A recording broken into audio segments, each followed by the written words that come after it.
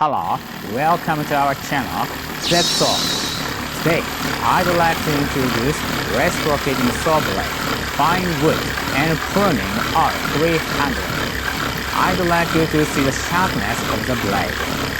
It is possible to cut such thick logs and branches with a diameter of 20 centimeters long. We can smoothly cut materials in the place where circular saws can't go. It is suitable for demolition, renovation, and deforesting.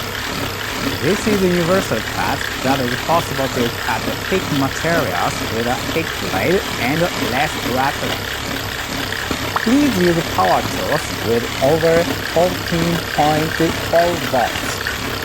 Please be careful because the cutting power isn't enough below the volts.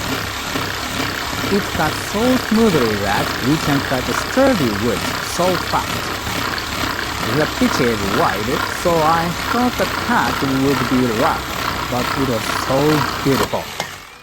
I'd like you to use the blade. Alright, this is the end of the video today. Please subscribe to our channel and like. Thank you for watching.